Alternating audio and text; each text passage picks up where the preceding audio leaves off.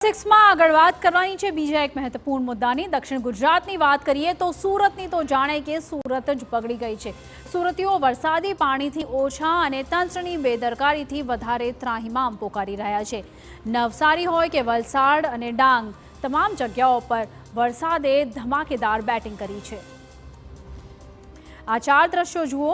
સુરતમાં ભારે વરસાદથી સરથાણા અને જકાત નાકાના 5થી વધુ રોડ બંધ થઈ ગયા છે, જેનાથી 10થી વધુ સોસાયટીઓના રહીશોને અવરજવરમાં મુશ્કેલી પડી રહી છે। પોલીસે તમામ રોડ પર અવરજવર બંધ કરી દીધી છે। વલસાડની વાત કરીએ તો ફલધરા ગામે જોરદાર વરસાદ પડતા વાંકલ ચીચાઈ મુખ્ય માર્ગ પાણીમાં ગરકાવ થઈ ગયો છે।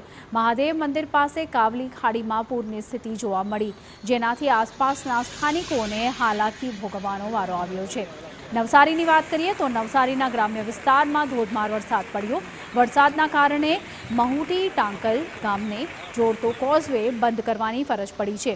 અંબિકા નદી પર આવેલો કોઝવે વરસાદી પાણીના કારણે બંધ કરવામાં આવ્યો છે, જેથી નવસારીના પૂર્વ વિસ્તારના લોકો ચીખલીથી જવા મજબૂર બન્યા છે।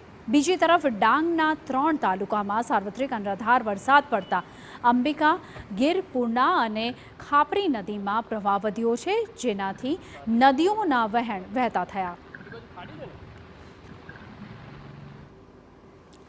ધોધમાર વરસાદ કોને કહેવાય? આ દ્રશ્યો તેનો જવાબ છે।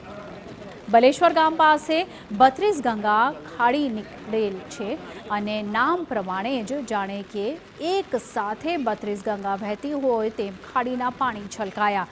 સોમવાર સાંજથી જ આખું ગામ બેટમાં ફેરવાઈ ગયું છે।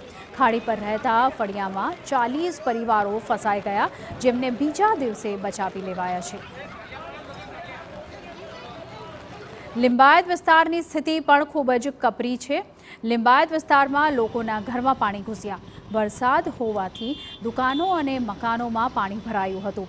લોકો ઘરની બહાર પાણીમાં ચાલીને પસાર થવા મજબૂર બન્યા। ઘરોમાં પાણી ઘૂસતા અનેક ચીજ વસ્તુઓને નુકસાન પહોંચ્યું છે। સુરતની ખાડીઓ કેટલી ખતરનાક છે તે ગુજરાતભરના લોકોએ જોઈ લીધું। ખાડીઓ કેટલીક જગ્યાએ ઓવરફ્લો થઈ છે। ખાડીઓના પાણી પર્વત પાટિયાના લીલિયા સ્કૂલમાં ઘૂસ્યા હતા। સ્કૂલ કેમ્પસમાં પાણી ભરાતા તળાવ જેવા દ્રશ્યો સામે આવ્યા છે। શાળામાં પાણી ભરાઈ જતા રજા રાખવામાં આવી છે।